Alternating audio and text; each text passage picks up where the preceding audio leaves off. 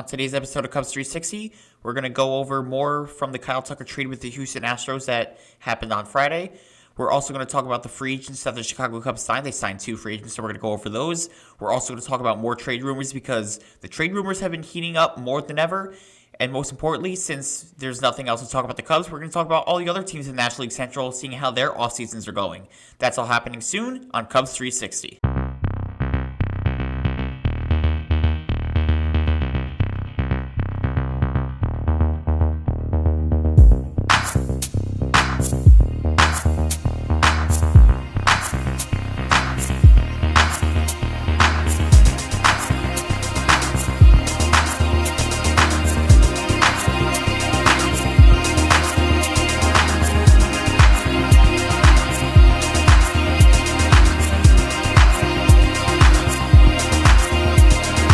Cubs fans, welcome to Cubs 360. I'm Coach Jack. This is episode number 5 of the Cubs 360 podcast. If you're interested in this content, feel free to like and subscribe, and also follow us on Twitter on Cubs 360X.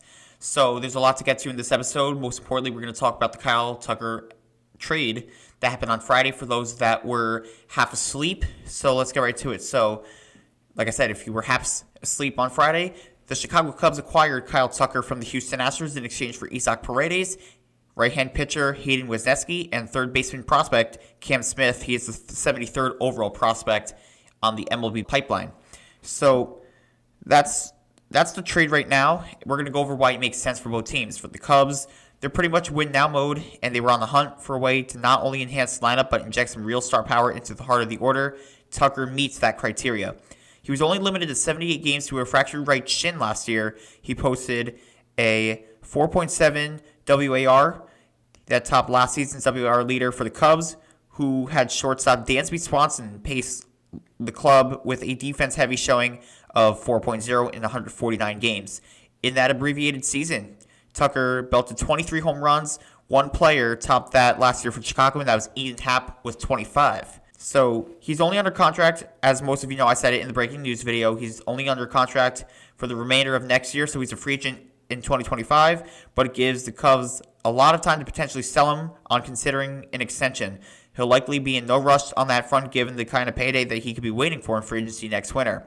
Their priority in 2025, especially after posting back-to-back 83-win campaigns with no playoffs, is for the franchise to win the division, which they haven't done since 2017 in a 162-game season. They won it in 2020 in the 60-game season.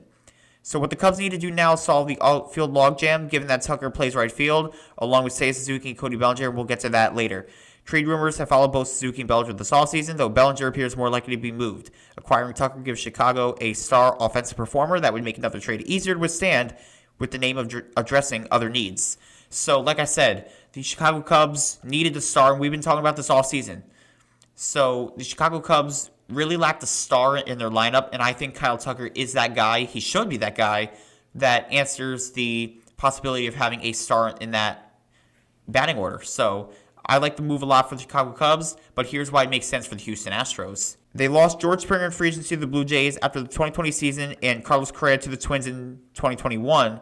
The Astros decided to trade Kyle Tucker a year before he hit free agency. So, for starters, they're trying to get value for him before he walks in free agency, which he could still do with the Cubs. They let them walk because they had younger players coming up who could fill those roles, and the team continued to win. But with a thin farm system at the upper levels, the Astros chose to get something in return for Tucker and address their needs for the corner infield and starting pitching. Smith is ranked 73rd by MLB Pipeline. He is the highest-ranked prospect in the Astros system. He was number 7 for the Chicago Cubs. Outfielder Jacob Melton, who's number 89, is the only current Astros prospect in the top 100. So he's 21 years old. This is Cam Smith we're talking about. He's 21 years old, 6'3", 224 pounds, right-handed, and he was drafted in the first round in the 2024 draft. And scouting grades on a 20 to 80 scale is at a 55, power is at a 50, his running is at a 45, arm at a 60, fielding at a 50. Overall, he's at a 55. So this is ranked from 20 to 80, so he's average to slightly above average. It's easy to see why the Cubs are willing to part with Smith to get a superstar hitter, and it's easy why the Astros would want him. Smith went 14th overall in the 2024 draft after an All-America season at Florida State, and he reached AA at the end of a strong pro debut. But Chicago has a long jam of position players in the big leagues and the AAA, and finding a spot for Matt Shaw, who's number 22 on the top 100 prospects list, was more of an immediate priority than figuring out where Smith will go in a year or so. For Houston, Smith immediately becomes the best prospect in a thin farm system. Paredes looked like he'll be Bregman's immediate successor at third base for the Astros, and if Paredes sticks around, Smith theoretically could move to an outfield corner when he's ready. So for the Houston Astros, they're pretty much acquiring what Chicago Cubs' plan for future third base was going to be. So they were originally supposed to get Isaac Paredes as a stopgap for Cam Smith, but they both get traded for Kyle Tucker. So I think this makes sense for the Astros too, and Isaac Paredes is a good fit for the Astros because in Minute Maid Park, they have that left field wall that's pretty short, and that will definitely give Isaac Paredes a huge advantage to hit home runs, which he had a lot of trouble doing with the Cubs. Obviously, he hit 30-something home runs last year with the Rays, but they have that left field wall at Tropicana Field that gives them a huge advantage, which there's a deep left field in Wrigley Field. So I think he will hit a lot of home runs in Houston. Cam Smith is going to be one heck of a player for the Astros, and I know the Cubs were pretty hesitant to give him up, but if you have a chance to get Kyle Tucker, you do it. And then Hayden Wesneski, I'm not really going to go over him too much. He's just a bullpen pitcher, and he had his moments, but he just struggled. So maybe a change of scenery, and he's going home too. He's from Houston, so maybe that'll help work out for him too. Overall, I think it's a fair deal. I think the Cubs got what they wanted, and the Astros, in my opinion, got a decent return. I think Cam Smith is going to be one heck of a player, like I said. Paredes is going to hit some home runs in Minute Maid Park, and Wesneski gets a change of scenery, and I'm wishing all the best for that kid. Anyways, let's get to the free agents that the Cubs signed. So they signed two. We're going to go over the first major one that they signed, and that is starting pitcher Matthew Boyd. So Matthew Boyd spent this most previous year with the Cleveland Guardians after coming back from injury. He signed midseason, and he had a pretty good year. So the Cubs added him on a 2-year deal worth $29 million, so he's getting paid $14.5 million annually. So Boyd will get a $5 million signing bonus and salaries of $7.5 million next season and $14.5 million in 2026. The deal includes a $15 million mutual option in 2027 with a $2 million buyout. Making a successful return from Tommy John surgery, Boyd went 2-2 with a 2.72 ERA in 8 starts with Cleveland this year. He also made 3 postseason starts for the American League Central champions, allowing 1 run while striking out 14 in 11 2/3 of an inning. The Washington native joins the rotation that also includes Justin Steele, Shota Imanaga, and Jameson Taillon. The Cubs had finished second in the National League Central with an 83-79 record in each of the past 2 years. Boyd's performance bonuses with the Cubs are based on innings pitched, $100K for each, 80, 90, 100, 110, and 120 innings in each year of the contract.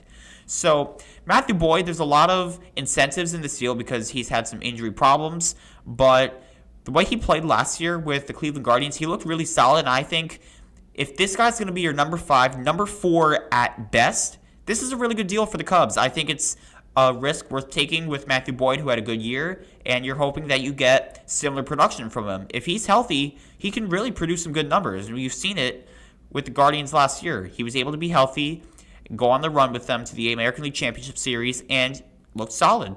So if this guy's going to be in the bottom half of your rotation, I like it a lot. Let's also go to the guy that's going to be backstopping behind home plate, most likely alongside Miguel Amaya, unless a trade were to happen. I talked about this guy in my most recent episode of Cubs 360, and that is catcher Carson Kelly, who signed with the Cubs. So the Cubs finalized a 2-year free agent deal with catcher Carson Kelly on Friday evening. The CAA client is reportedly guaranteed $11.5 million with the chance to earn another $500,000 annually via incentives. Kelly will also make $5 million salaries in each of the next 2 seasons. He's guaranteed a $1.5 million buyout on a $7.5 million mutual option for 2027. He triggered a $250K bonus for starting 81 and 91 games in each season. Chicago already has a 40-man roster vacancy after dealing 2 roster players in the Kyle Tucker deal. Kelly was the top unsigned catcher. The thin market moved quickly. Travis d'Arnaud, Kyle Higashioka, Gary Sanchez, Danny Jansen, Jacob Stallings, and Austin Hedges have all gotten MLB deals. Cubs can somewhat evenly divide his playing time between him and the 25-year-old Miguel Amaya. A former top prospect, Amaya struggled early in the year before going on a tear in the final 2 months of the year.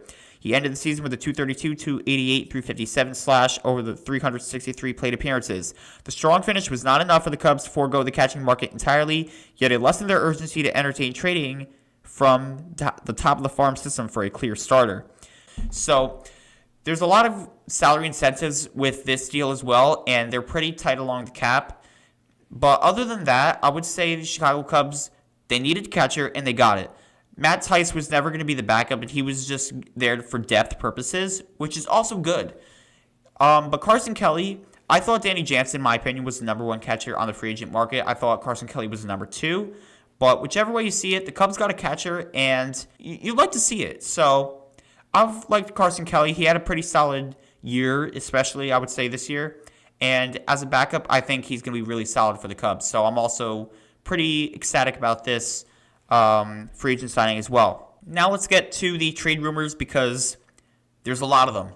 We're going to start with the big one, and that is with the Seattle Mariners. Obviously, we talked about them in a couple other episodes because we talked about Logan Gilbert. We talked about Brian Wu. George Kirby's not going to be available for trade. But the one guy that we have not talked about quite yet until in 10 seconds is the guy that's been in rumors with the Cubs for the last week and a half, and that is pitcher Luis Castillo. So Luis Castillo is 32 years old, and he is at least 5 years older than any of George Kirby, Logan Gilbert, Brian Wu, or Bryce Miller, and he's the most expensive. He's owed $68.25 million in guaranteed money from 2025 to 2027. Plus a $25 million vesting option in 2028 that becomes guaranteed based on health and an innings threshold. The salary might be the chief reason why the Mariners would be open to trading Castillo, as the club is known to be operating within pretty limited payroll parameters.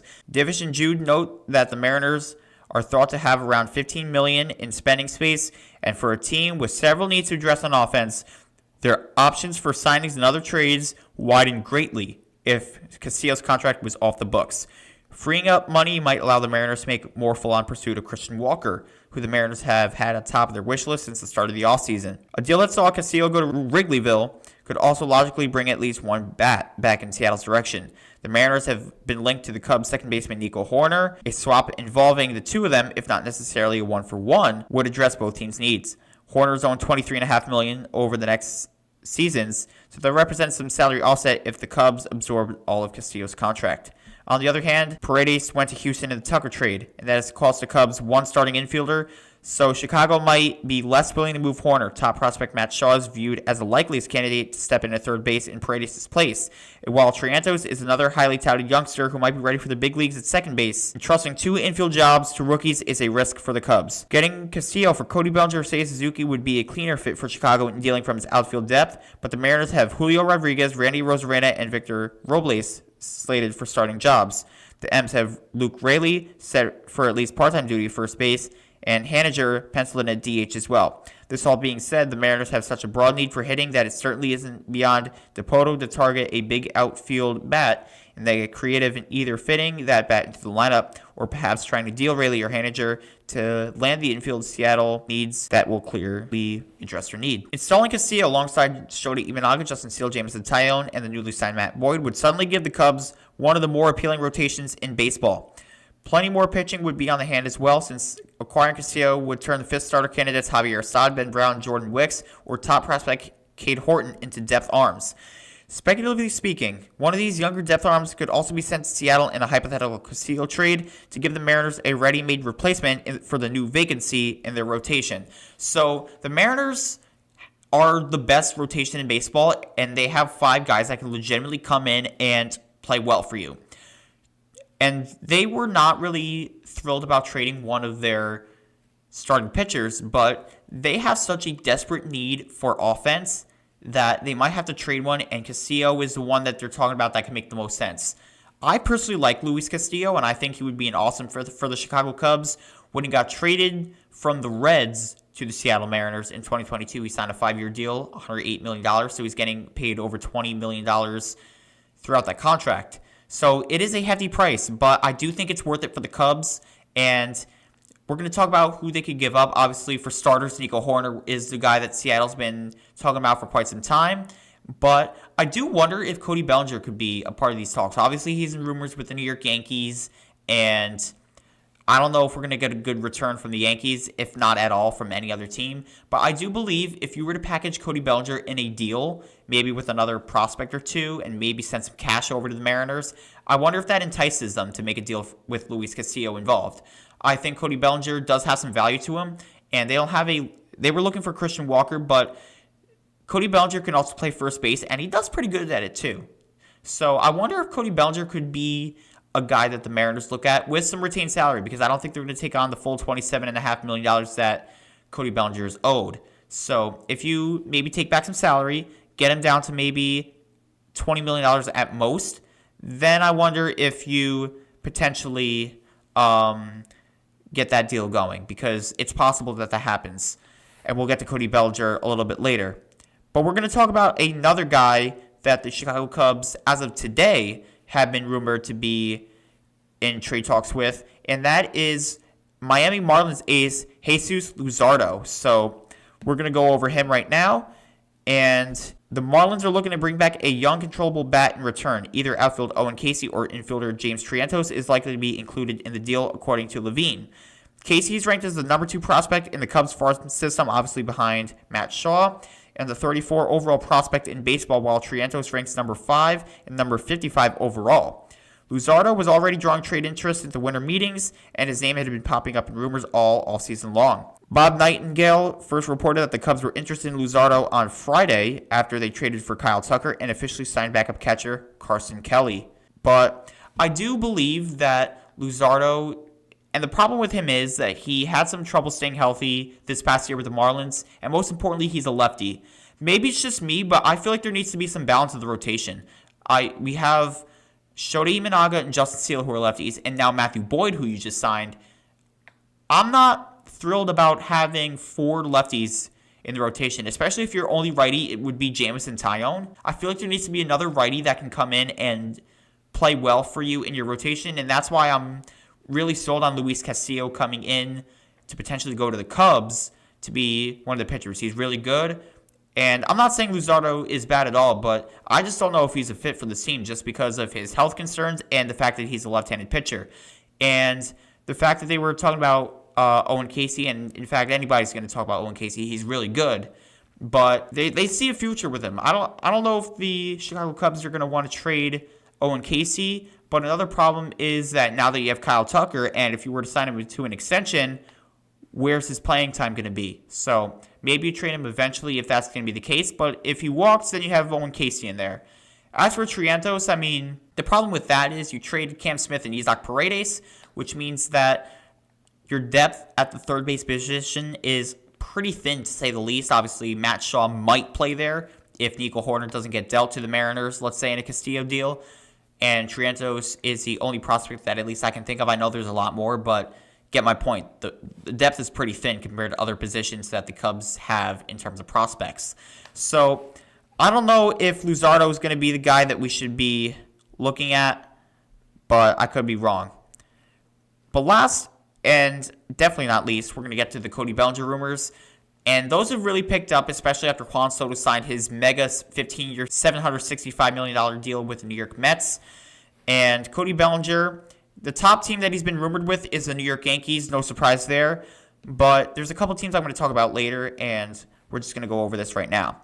So shortly after the Cubs announced the deal for Kyle Tucker, they obviously talked about signing Carson Kelly to the 2-year deal. It seems that the next trade that is lined up for the Chicago Cubs is a deal involving Cody Bellinger and the New York Yankees. After losing Juan Soto to the Mets and finishing behind the Cubs in their efforts to trade for Tucker, the Yankees seem to be zeroing in on Cody Bellinger. In an update on the trade talks between the Cubs and the Yankees, John Heyman reports that money remains the issue.